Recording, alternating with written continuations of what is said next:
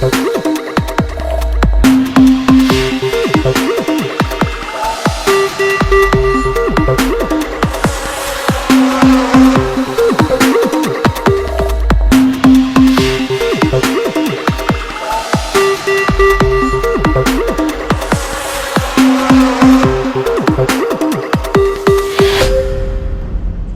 nos dice el código en su artículo, si no me equivoco, 64? Dice: el Ministerio Público formulará sus disposiciones, requerimientos y conclusiones en forma motivada y específica. ¿Qué nos está diciendo acá? Que todas las disposiciones tienen que ser motivadas, igual que los requerimientos. ¿Cuál es la diferencia entre disposiciones y requerimientos? Las disposiciones las vamos a dar a efectos de impulsar la carpeta para disponer actos de investigaciones, y los requerimientos son lo que le vamos a pedir al juez,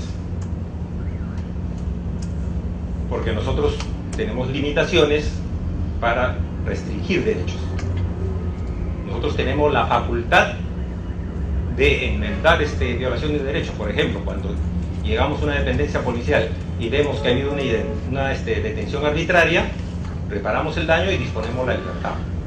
Pero yo no puedo llegar como fiscal a una dependencia policial y decirle al policía: detengo. O sea, no tenemos esa facultad. Los únicos que tienen la facultad para detener es la policía en flagrancia y los jueces cuando ordenan una detención. Entonces, los requerimientos, o sea, y conclusiones en forma motivada y específica, de manera que se basten a sí mismos sin remitirse a las decisiones del juez y a disposiciones o requerimientos anteriores. El Ministerio Público, en el ámbito de su intervención en el proceso, dicta disposiciones y providencias y formula requerimientos. Ahora, también dentro de la carpeta fiscal vamos a, así como sacamos disposiciones, vamos a sacar decretos o providencias, que es lo mismo que equivale a los decretos del juez. O sea, que eso sirve solamente para ordenar la carpeta.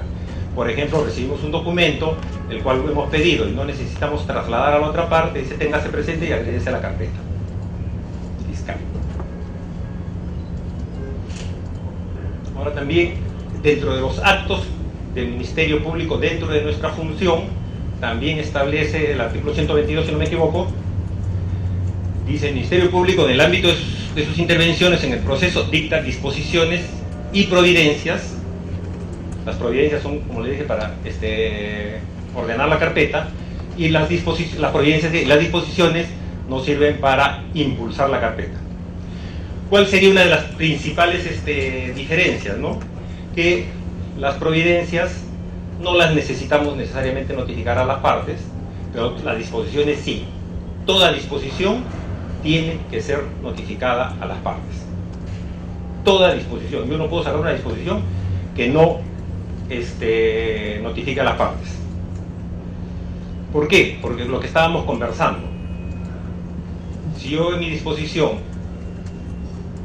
hice un análisis de mi expediente y tengo que hacer actos de investigación en los cuales ya he hecho, tengo que fundamentar cuál es la pertinencia, conducencia y utilidad, y no le corro traslado a las partes, lo que va a suceder es que el abogado defensor me va a cuestionar y me va a decir: me está recortando el derecho de defensa, no me ha permitido conocer qué actos de investigación o qué diligencias iba a realizar y yo poder intervenir y hacer valer el derecho de mi patrocinado. Y va a suceder lo que yo les indicaba. Normalmente, cuando vamos a los juicios orales, en la mayoría de los casos, los agraviados ya no van.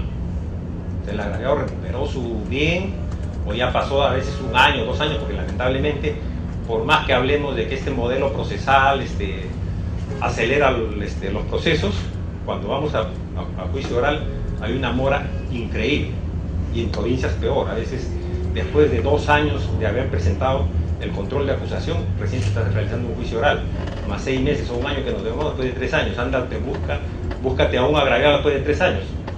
O a veces se mudó, o simplemente ya no le interesa. y si lo vas a llevar compulsivamente, va a ser un testigo hostil. Entonces, si nosotros no hemos tenido el cuidado de notificar esa disposición, lo que va a suceder es que no vamos a poder incorporar ese acto de investigación en el juicio oral para que se lea como documental. Acuérdense ustedes de que las actas, y la declaración no es otra cosa que una acta, se puede incorporar en el juicio oral. Y nos vuelve a recalcar que estas disposiciones y requerimientos deben de ser motivados.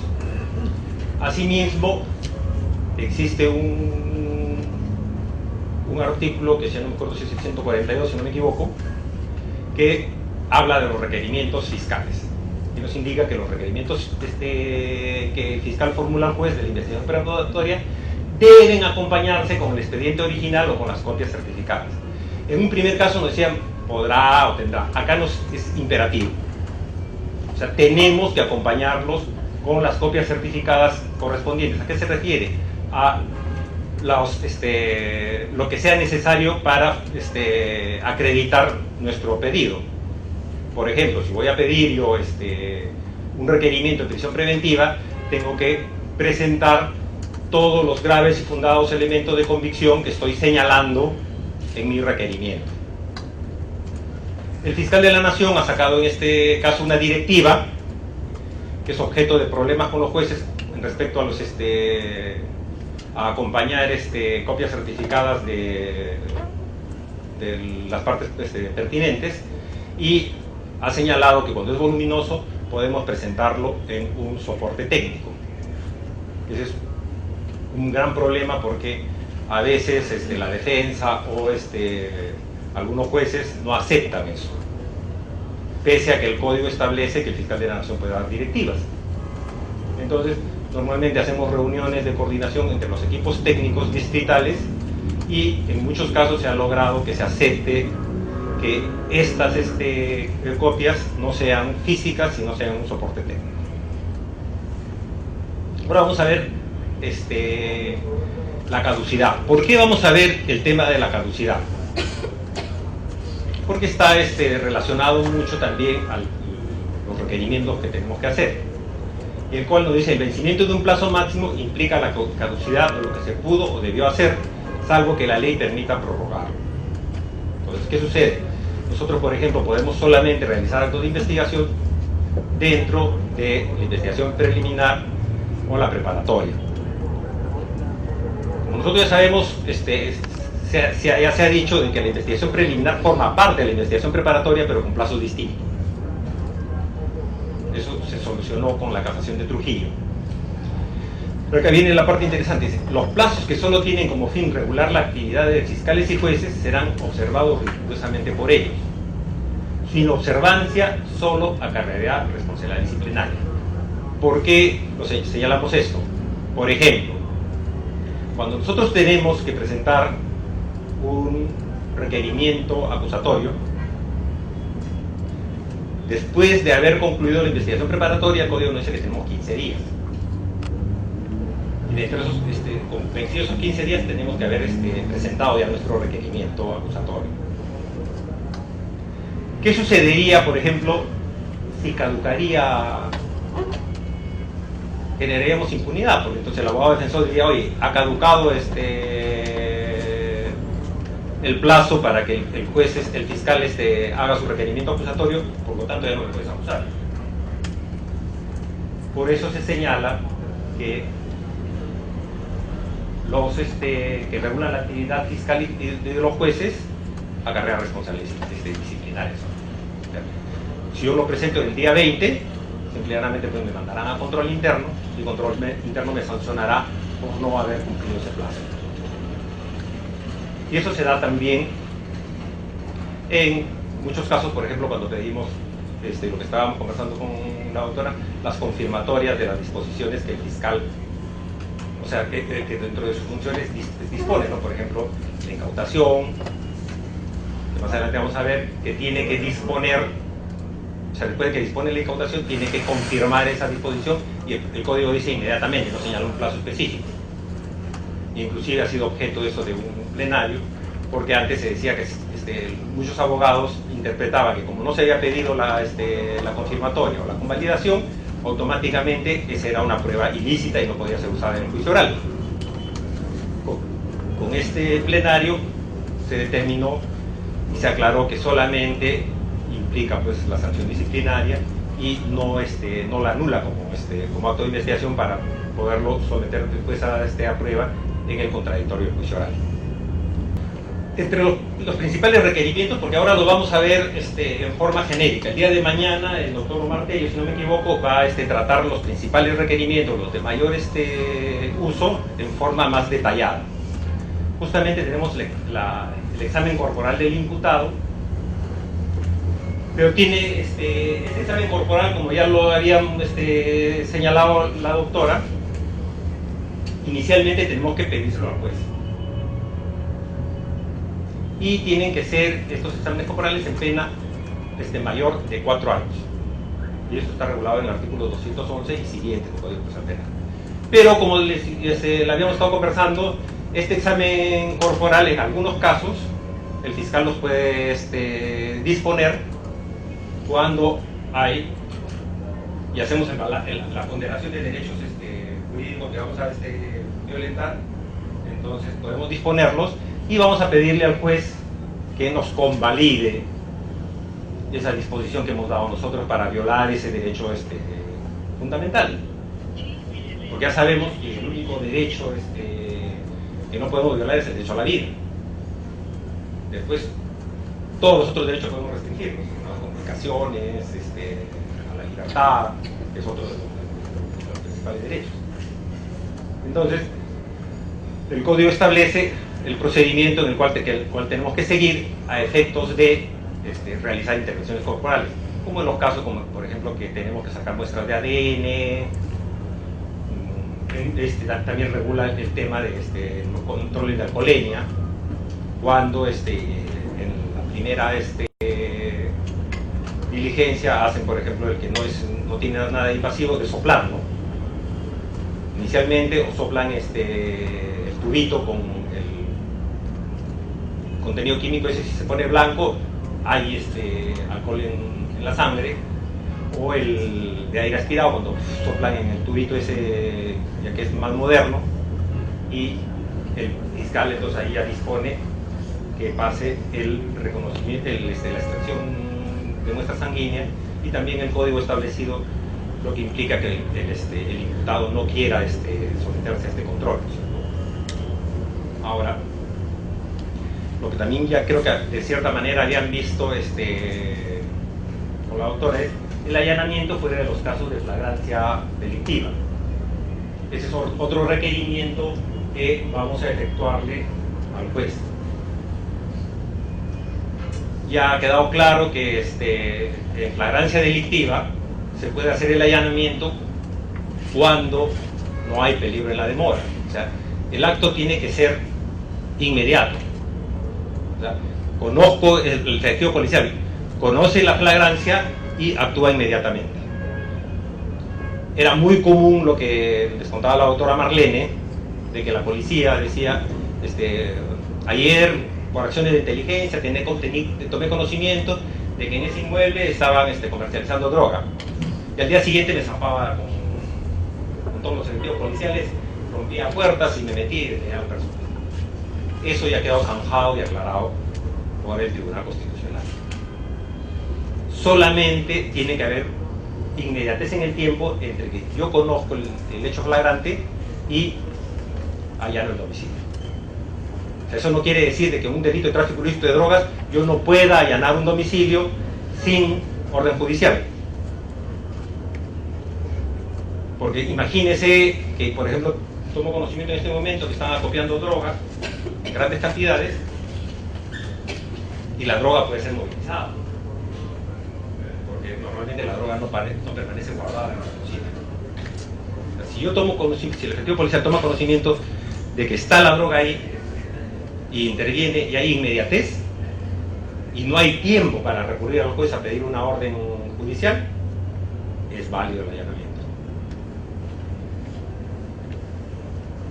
He tenido muchísimos años trabajando con esto y eso ya ha quedado zanjado en todo el Perú.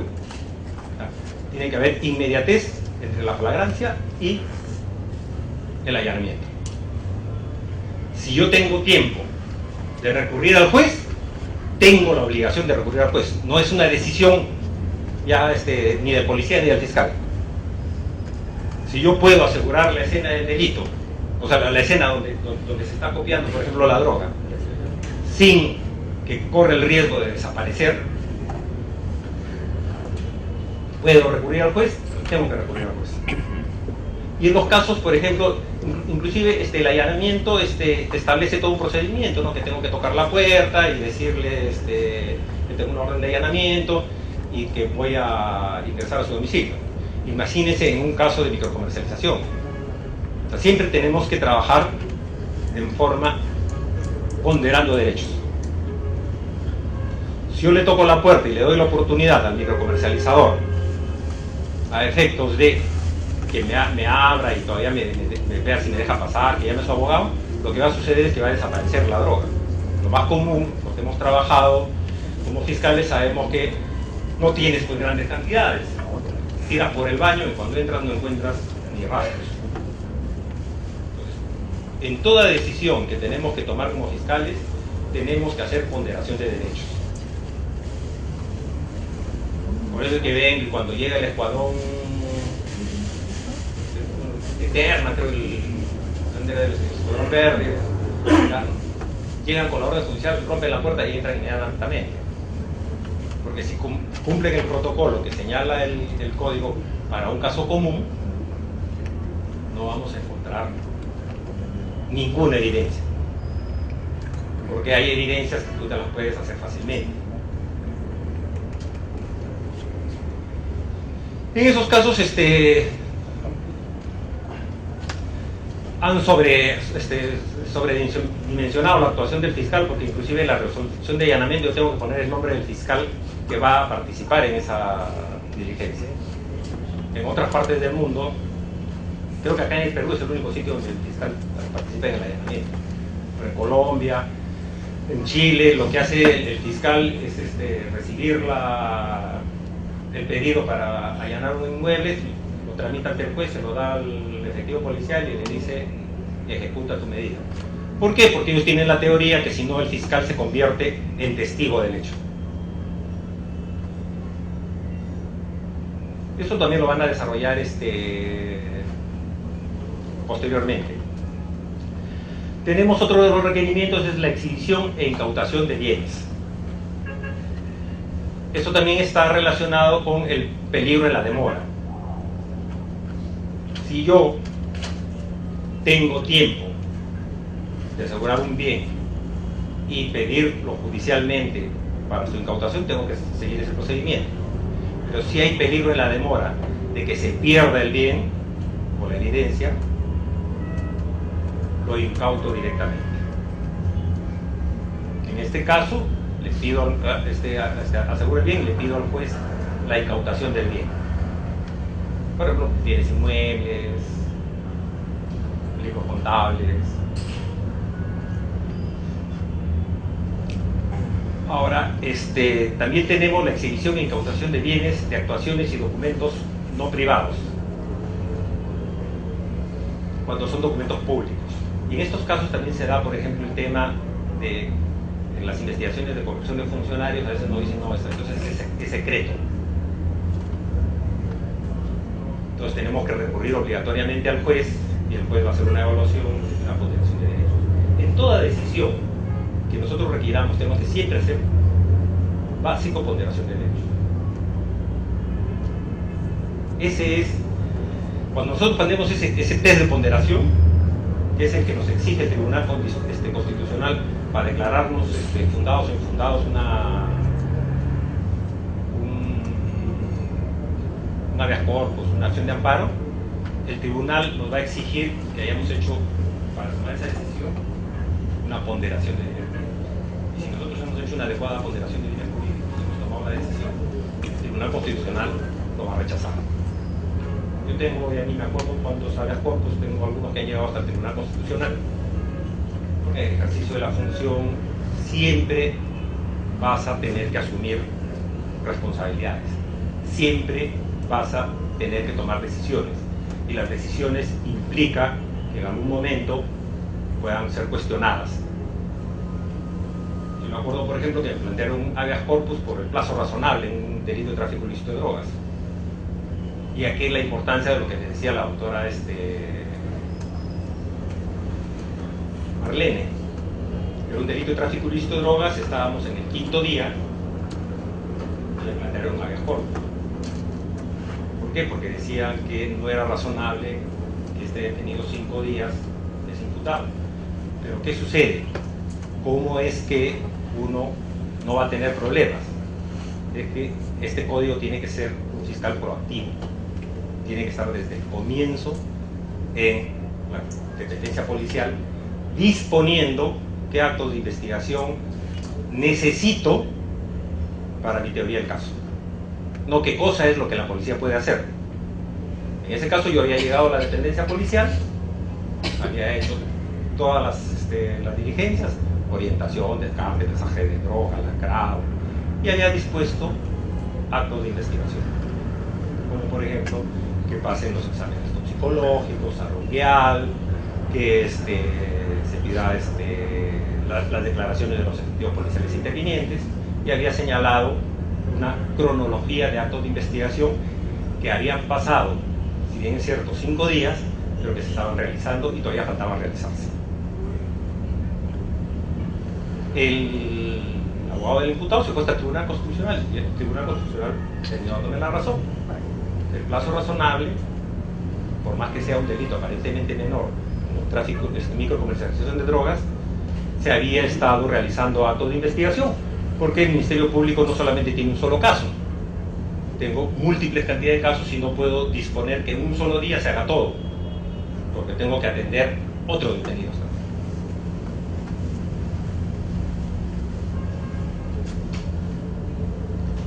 Las interceptaciones de las comunicaciones, ahora que están de moda los audios, también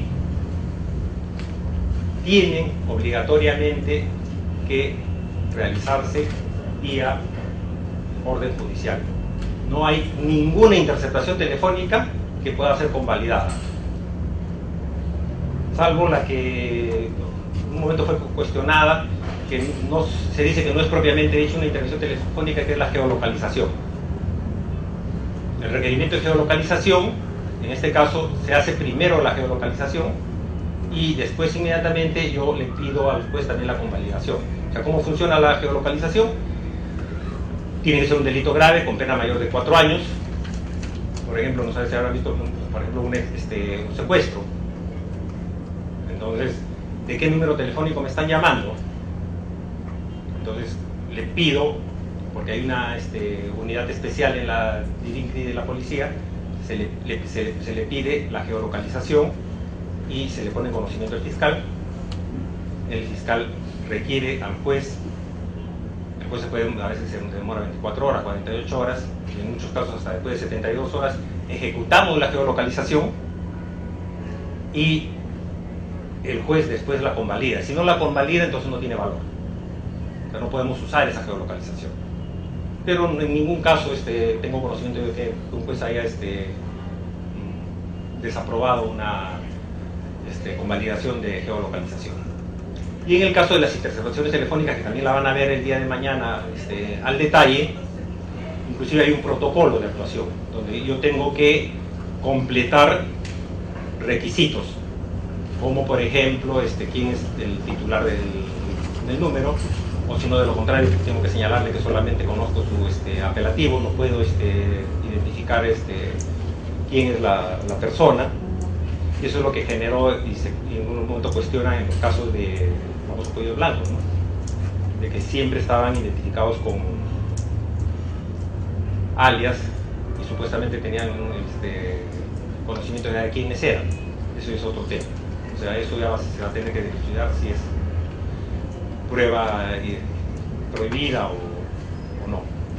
Pero no puede existir, por principio, ninguna interceptación si no hay orden judicial. Salvo que eso ya no es interceptación, esas son esas grabaciones que realizan cuando hay dos personas. Yo te llamo y tú me grabas. Una de las partes graba la conversación. Eso no es interceptación telefónica.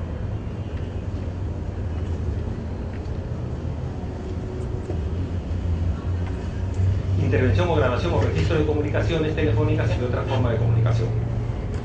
Acá en nuestro país solamente tenemos el procedimiento para interceptar teléfonos. Y en este registro de comunicaciones podemos hacerla de dos maneras: el tiempo real y el histórico. En tiempo real tenemos técnicos que están escuchando, o sea, está grabando las conversaciones, están escuchando cuál es el contenido de esas grabaciones. Existe un fiscal recolector que con el técnico va a establecer cuáles son las llamadas relevantes para la investigación y el resto se tiene que desechar. Y las de tiempo histórico nos sirve generalmente para corroborar declaraciones, ¿no? Por ejemplo, un testigo me dice: yo me comuniqué con el imputado en tal fecha, de tal número a tal número. Entonces yo pediré el levantamiento del secreto de las comunicaciones y corroboraré esa información. Pero todos estos casos son también delitos graves. O sea, yo no puedo, pues, una estafa, pedir levantamiento del secreto de las comunicaciones. Son delitos con pena superior a los 4 años, como mínimo. Delitos graves. El requerimiento de incautación de documentos privados. Cuando yo tengo conocimiento de que una persona tiene documentos privados y, por ejemplo, le solicito que los exhiba y me niega, voy a recurrir al juez y le voy a pedir la incautación de los documentos. Y el juez me autorizará, entonces incautaré esos documentos. O sea, solamente lo que les conversaba, ¿no? Yo puedo incautar cuando hay peligro en la demora, en que desaparezca esa evidencia.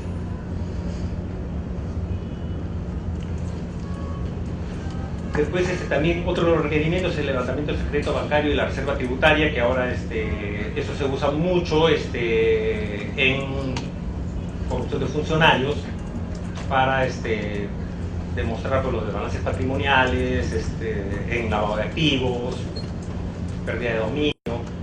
Son actos de investigación, son requerimientos muy especiales que normalmente en los casos de los delitos comunes no se trabajan, pero los delitos de tráfico ilícito de drogas, crimen organizado, corrupción, son muy cotidianos. O sea, que la reserva bancaria tributaria, y también se puede levantar la reserva bursátil para saber si tiene acciones en alguna compañía. Ahora también podemos requerirle al juez la clausura o vigilancia de locales inmovilizados.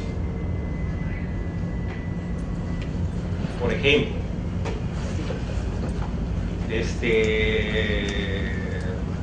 incauté unas oficinas, ¿no? Y en esas oficinas hay evidencias por las cuales yo tengo que trabajar. Se cometió un crimen y hay que hacer muchos actos de investigación. No sucede lo mismo como en Estados Unidos, que viene la policía y acordona un área y es suficiente, ya nadie puede entrar. Acá yo tengo que pedirle al juez la clausura o la vigilancia de esos locales, porque normalmente acá vemos que la policía llega a su trabajo y se va, y al día siguiente o inmediatamente viene el familiar y por costumbre, como hay sangre, baldea toda la casa por temas de creencias y desaparecen todas las evidencias que podíamos encontrar.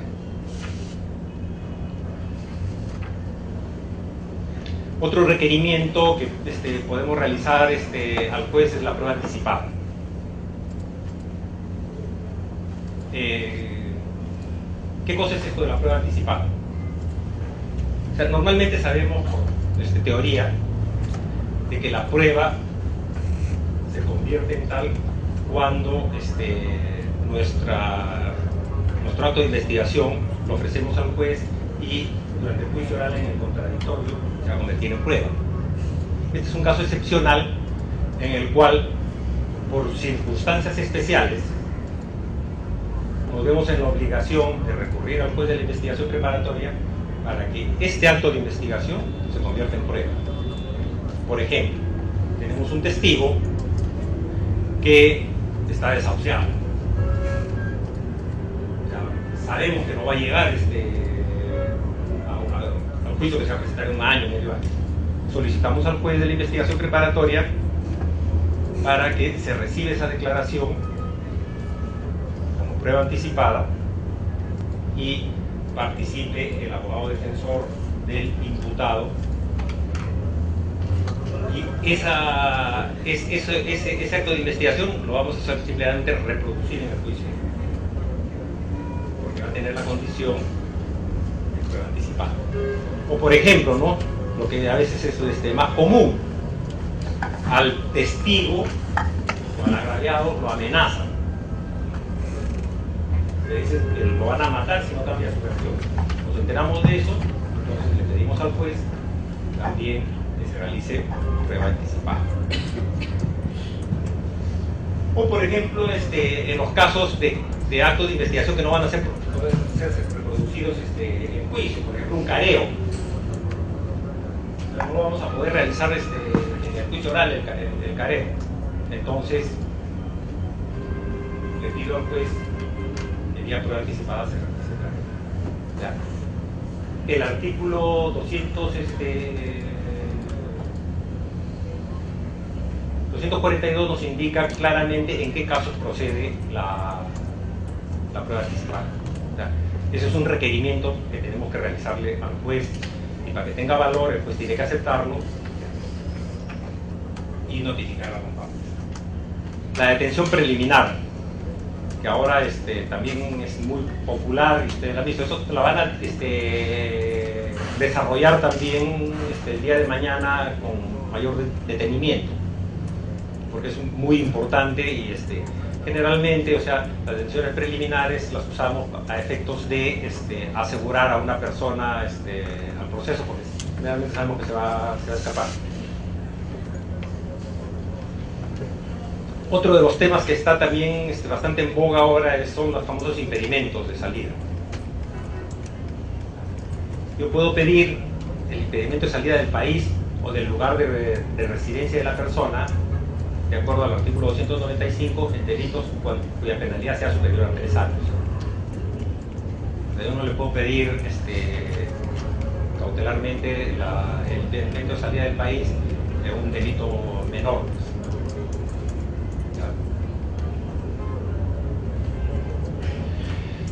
También dentro de nosotros tenemos requerimientos, tenemos la suspensión preventiva de derechos en pena de inhabilitación. ¿En qué casos, por ejemplo, podemos pedir esta suspensión preventiva de derechos? Que justamente ahorita está siendo usada en los delitos de corrupción de funcionarios. Ya. Por ejemplo, yo soy fiscal, me investigan porque he cometido un delito de función, o sea, he cometido cohecho, no sé. ¿Cómo es que he cometido el delito? En el ejercicio de la función. ¿Qué penalidad se establece en ese delito? O sea, aparte de la pena privativa de libertad, la inhabilitación. Entonces, ¿qué sucede? Según la sanción administrativa, a mí me pueden suspender solamente por 6 meses y no se puede prorrogar esa suspensión. Después de los 6 meses yo debería regresar a mi puesto de trabajo. Pero si me han formalizado investigación preparatoria, yo le puedo pedir al juez una suspensión preventiva de mis derechos. ¿Para qué? Para que no ejerza el cargo con el cual cometí el delito. O por ejemplo, otro funcionario público que tiene elección popular. pero que no lo puedo vacar, no lo he podido vacar, entonces ya tiene que regresar después de su suspensión. Entonces le puedo pedir al juez que restrinja su derecho porque la pena privativa de libertad también lleva anexa una pena de inhabilitación. Entonces, en esos casos también yo le puedo pedir a requerir al juez a efectos de que le prohíba pues ejercer la función. El embargo, en estos casos normalmente se realiza para garantizar el pago de la reparación civil. Yo le puedo pedir al juez el embargo de un bien, dependiendo, pues puede ser en forma de inscripción, puede ser también secuestro. Y son para garantizar el pago de la reparación civil. La detención preliminar, que es como digamos, pues, como comenzamos de los casos esos que ahora están más comunes y lo van a tratar mañana con más de detalle, la orden de inhibición. ¿Qué es una orden de inhibición? ¿Qué podemos entender? O sea, nosotros podemos requerirle al juez también una orden de inhibición. ¿Generalmente en qué? Por ejemplo, una orden de inhibición es para que yo no pueda disponer de determinado bien. No pueda, por ejemplo, grabar, o sea, palabras más claras, no pueda hipotecar o garantizar una deuda con un bien. Entonces, el juez, le requiero al juez, y el juez dicta una orden de inhibición, inscribirá esa orden de inhibición en el vehículo, en la casa que yo tengo, en las acciones de repente que puedo tener en la bolsa de valores. Entonces, mediante ese mecanismo yo no voy a poder disponer de esos bienes, no los voy a poder transferir. En los casos de usurpación, también podemos requerir al juez de la investigación preparatoria el desalojo preventivo. En resumen, ¿qué cosa es? O sea, pedirle al juez que provisionalmente le entregue el bien al agraviado. Este código lo que ha tratado en muchos casos es evitar de que en la mayoría de los casos el agraviado tenga que recurrir pues indefectiblemente a la vía civil. Porque vamos a ver este caso como por ejemplo el siguiente, el 300, que está en 314, la pensión anticipada de alimentos. Eso es nuevo. Antes yo tenía que ir a un juez civil a efectos de tener una pensión anticipada de alimentos. ¿En qué caso lo puedo pedir? Por ejemplo, yo participé en un accidente de tránsito y maté o lo dejé inválido de por vida, o lo dejé inválido por un tiempo prolongado a la persona que era la que estaba sustento al hogar. Yo le puedo pedir al juez que le asigne una pensión anticipada de alimentos, de tal manera de que la prole se vea garantizada su estudiada.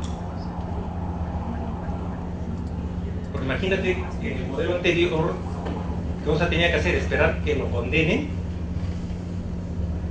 y recién ir a la vía civil y pedir una pensión de alimentos porque había dejado sin sustento a la prole.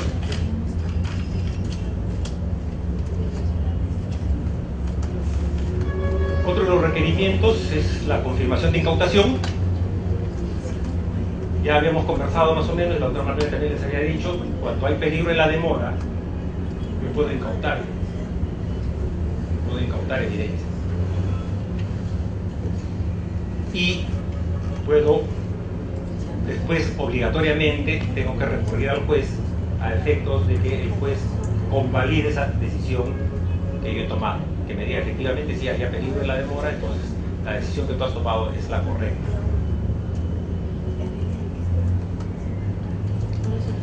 ¿qué tenemos que tener en cuenta acá en la incautación? O sea, el código no te da un plazo, te dice inmediatamente. Esos casos, o sea, nos han complicado porque para algunos jueces inmediatamente es el primer día hábil, porque no te llegan a recibir en mesa de partes el requerimiento de confirmatoria, y te dicen, no, eso solamente trabajas con detenidos. Los requerimientos que no impliquen que el juez tiene que resolver inmediatamente, lo tienes que presentar el primer día hábil con esa parte. Eso te dice un juez. El otro juez de investigación preparatoria te dice, oye, pero tú tenías que presentarlo inmediatamente en una control interna. Otro de los requerimientos que tiene que presentar el fiscal es el requerimiento de sobreseguimiento. Cuando una vez que concluimos nuestra investigación preparatoria, ya les han explicado, ¿no? O sea, mientras estemos en investigación preliminar, no estamos amarrados. O sea, no hemos abierto la llave del proceso judicial. Simple y llanamente, cuando estoy en investigación preliminar, si yo dispongo del archivo, solamente él va a poder pedir un recurso de delegación de actuados, porque se conoce como queja, y lo va a ver el superior. Y con la decisión del superior, si la confirma, y murió el caso. Pero si formalizamos investigación preparatoria, ya no depende de nosotros la conclusión del caso.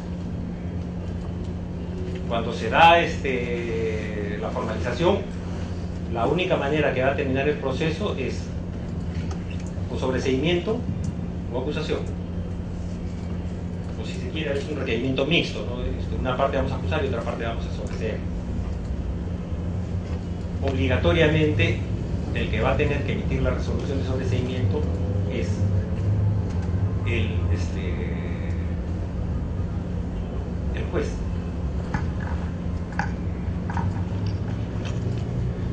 Va a ser obligatoriamente el juez. Y otro requerimiento que acá no los hemos puesto es el requerimiento de incoación del proceso inmediato. Como sabemos, inicialmente el código lo estableció como facultativo para el fiscal. O sea, nos decía, el fiscal puede incoar proceso inmediato. Con la modificación, puede, nos pusieron debe, o sea, es un deber. Y como todo siempre después lo va corrigiendo, la Corte Suprema nos ha señalado de que en los casos graves se tiene que ir por el proceso común. O sea, yo no puedo irme en proceso inmediato en un delito de violación de menor. La pena es grave, y irme a un proceso inmediato recordaría el derecho de defensa del imputado. O un delito, por ejemplo, en el caso de delito de tráfico ilícito de drogas, con los agravantes de 297, no me puedo ir a un proceso inmediato. Tengo que irme obligatoriamente por el proceso común. Pero como echa la ley, echa la trampa, yo me voy por el proceso común, y si es que quiero abreviar, porque ya tengo completa la investigación, normalmente, ¿qué cosa hacemos? Termino de recabar los pocos documentos que he pedido y le notifico al abogado defensor que para el Ministerio Público la investigación preparatoria ya ha cumplido su fin.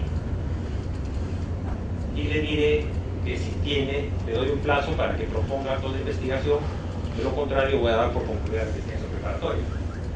Porque ustedes ya saben que la investigación preparatoria, si tiene cierto, señala 120 días, y uno necesito esperar los 120 días.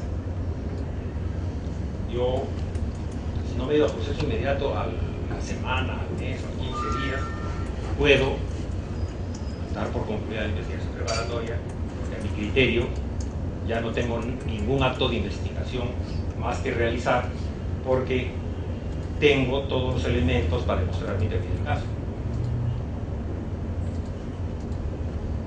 Entonces, yo no tengo que esperar que se vence el plazo.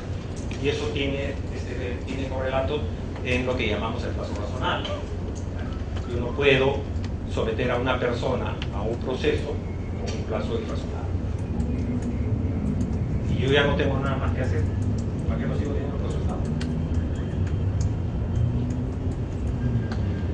El requerimiento sobre seguimiento, el requerimiento mixto, lo que vamos a hacer ahí es, en un mismo vamos a pedir el sobreseguimiento, por ejemplo, por algunos hechos, le vamos a pedir que el juez lo archive, y por otros vamos a pedir, vamos a acusarlos.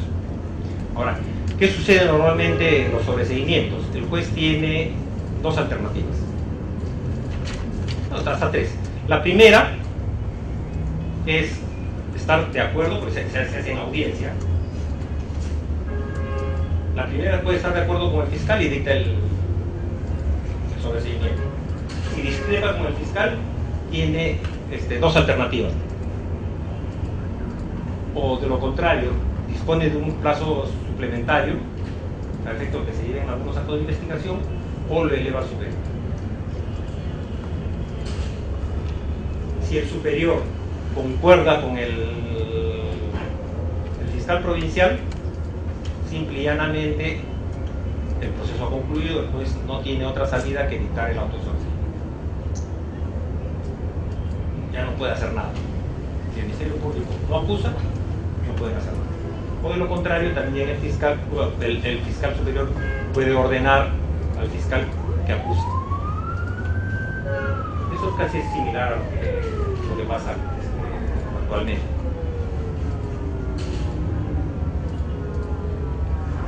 Y después el requerimiento acusatorio, que el código nos ha establecido requisitos que debe de tener toda acusación. O sea, tiene que tener una formalidad y que tenemos que seguirla, porque si no nos van a, en el control de acusación nos van a observar formalmente. Entre ellas y cosas es, o sea, tenemos que proporcionar los datos que puedan servirnos para identificar a la persona a la cual estamos acusando. Antiguamente, ustedes ya son más jóvenes, se formulaban acusaciones contra Pedro Pérez y resultaban 500 personas con Pedro Pérez. Con el transcurso de los años se ha ido volviendo más rigurosos, y con este código aún mucho más, en la forma de identificación de la persona. Yo no puedo formalizar investigación preparatoria si no cumplo lo que le llamamos la triada. El hecho constituya delito, que haya identificado al presunto autor y que no haya prescrito. Esos son los tres requisitos que me piden para formalizar investigación preparatoria. Y que en algunos casos nos hemos acostumbrado, cometemos el error de querer solucionar el caso de investigación preliminar, y no necesariamente tenemos que solucionar el caso. La investigación preliminar solamente para cumplir esos tres requisitos. ¿Por qué? Para evitarnos de abrir el proceso y tener que pedir el sobreseguimiento. Pues tratamos de preliminar, hacen una vez que son supuestamente máximo 60 días, preliminar en un caso común, o los 120 días que dice la casación, por los 60 días más, y ahí tratamos. Otro de los casos que nos pide en la acusación es la relación clara y precisa del hecho que se atribuye al imputado, y tenemos que poner ahí cuáles son las circunstancias precedentes, o sea, qué sucedió antes, concomitantes, qué sucedió durante el hecho, y las circunstancias posteriores. Y si contiene varios hechos, tenemos que hacer eso por cada hecho. O sea, tenemos que ser muy precisos, porque si no, nos van a observar la acusación en el control de acusación y nos la van a devolver. También tenemos que señalar los elementos de convicción que fundamentan nuestro requerimiento, la participación que se le atribuye al imputado, si es autor, coautor, partícipe. Tenemos que ser muy pulcros ahora a la hora de acusar,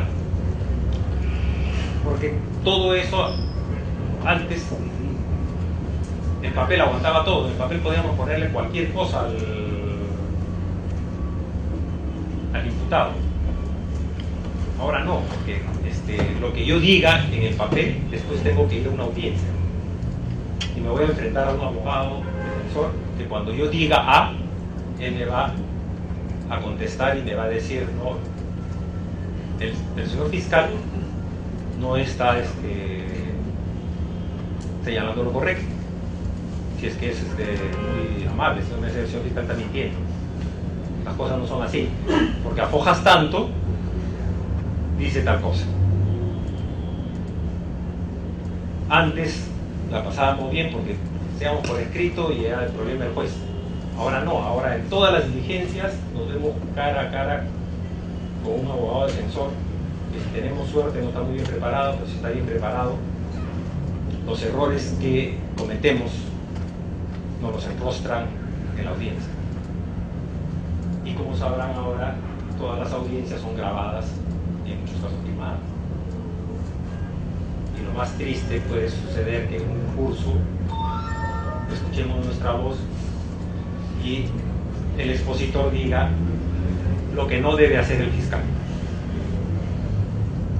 No sé, en algunos cursos que ustedes han escuchado es muy común que el doctor Negra en sus cursos diga lo que no debe hacer el fiscal. Y escuchamos una voz ahí que está exponiendo su caso.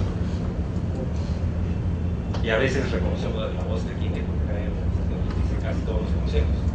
Si es una provincia, suerte, si es uno que lo conocemos, ese fulanito de tal. Eso es lo que tenemos. Esos son los principales requerimientos que tenemos en el Código Procesal Penal. Como le digo, los principales mañana lo van a desarrollar con el doctor, creo que Martello. Pero la idea no es que alguna duda que tengan, no solamente sobre lo que he expuesto, cualquier duda que tengan ustedes sobre el nuevo código, lo podemos conversar. ¿Alguna pregunta? ¿No les quedó claro? ¿No entendieron nada? No sé. ¿Preguntas? Falta 10 minutos. 10 minutos. Doctor, si ellos no tienen preguntas, usted pregúnteles a ellos también, por favor. Quería saber si el auditorio está conectado. El caso, por ejemplo, de vidas así importantes que ahora últimamente ya se ha aclarado. O sea, ¿qué pasaría, por ejemplo, si ustedes, un imputado le dice, ¿sabe qué? Yo voy a ejercer mi defensa porque soy abogado? ¿Qué harían? ¿Qué harían ustedes si un abogado les dice, ¿sabe qué? El código dice que yo tengo que tener defensa técnica. Yo soy abogado, ¿no? Yo voy a ejercer mi defensa técnica. ¿Qué harían?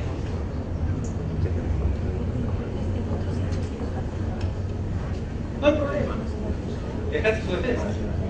El Tribunal Constitucional ya se ha pronunciado. Y el último caso es de la doctora que defiende a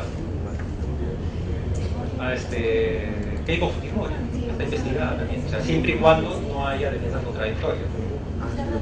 El Tribunal Constitucional ya se ha pronunciado de que si existe un imputado que sea abogado, puede ejercer su defensa técnica.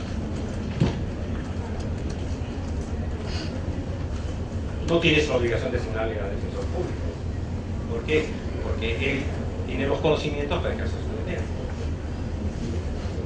Por ejemplo, otra pregunta, ¿a quién notificarían? Yo ya cuando me he salido al proceso, o sea, nos notificamos en el último domicilio conocido. Pero, ¿qué sucede, por ejemplo, si yo ya designé un abogado defensor o me designaron a la defensa técnica? ¿A quién notifico? Al imputado en su domicilio personal o en su domicilio procesal. Y eso lo van a ver que hay algo más. Bueno, ustedes tienen que notificar. ¿A quién notificarían? O sea, ¿notifican su domicilio real o lo notifican en su domicilio procesal? No. El código establece que una vez mi Dios señala domicilio procesal, toda notificación que yo realice a su domicilio procesal es válida. no necesito notificarle al domicilio real. Porque ¿qué sucede? A veces nosotros decimos, por seguridad, lo notifico en su domicilio procesal, lo notifico en su domicilio real, y a veces notificamos un archivo. Y el problema, digamos, ¿cuándo empieza a correr el plazo?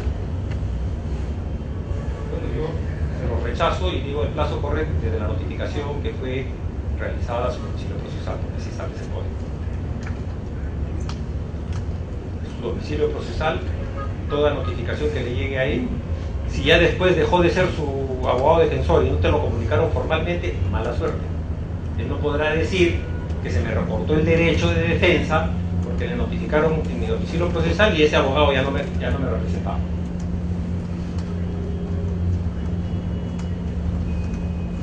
Una pregunta, no importa el tema.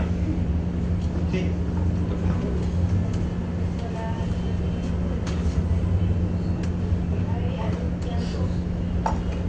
La pensión de alimentos, ¿hay algún plazo? La pensión provisional. ¿Algún requisito especial, por ejemplo, puede ser en el caso de una gestante también? Claro. O sea, no hay un plazo para hacer el requerimiento. O sea, hay una persona que dependía económicamente del fallecido, lo único que el juez va a requerir es de que existan los suficientes elementos de convicción que lo vinculen con el hecho. Entonces yo puedo pedirle que le asigne una pensión porque él era el que mantenía a la esposa y esa esposa necesita los gastos de atención para el gestante. O sea, no hay... Ese correo es una novedad del nuevo código, ¿no? Tiene cositas, o sea, y otra cosa que yo les podría señalar, o sea, van a escuchar que este código le ha recortado derechos a la policía. Han escuchado bastante eso, ¿no es cierto? Yo solamente, ustedes son abogados, les voy a preguntar, ¿de cuándo es la Constitución? La Constitución del 93, ¿no es cierto? ¿De cuándo es nuestro código? Del 2004. 11 años después. Lo único que hace el código es desarrollar lo que ya estaba en la Constitución del 93, lo que estaba en la Constitución del 79. Inclusive, si ustedes observan, hay artículos que se copian de la Constitución y se incluyen en el código. O sea, no hay ningún recorte de derechos. Y lo último, ¿cuál es la fortaleza de este código? Que es la que ustedes deben de ver, de aprovechar. Con el anterior código, una vez que nosotros organizábamos nuestra denuncia, moría el caso. Ya no podíamos hacer nada más porque ya era el juez instructor. La fortaleza de este código es la investigación preparatoria. Que nosotros no dependemos del juez para consolidar nuestro caso. Como fiscal expongo los actos de investigación que yo considere pertinentes, conducentes y útiles para demostrar mi teoría del caso, ya sea la responsabilidad del imputado o archivarla porque no tiene responsabilidad. La principal fortaleza de este código, que no la estamos aprovechando y explotando, es la investigación preparatoria. Porque antes siempre nos quejábamos de que no, ya después de que hacemos la denuncia ya no podemos hacer nada. Tenemos que pedirle al juez con un escrito que el juez disponga los actos de investigación. No, nosotros lo disponemos directamente.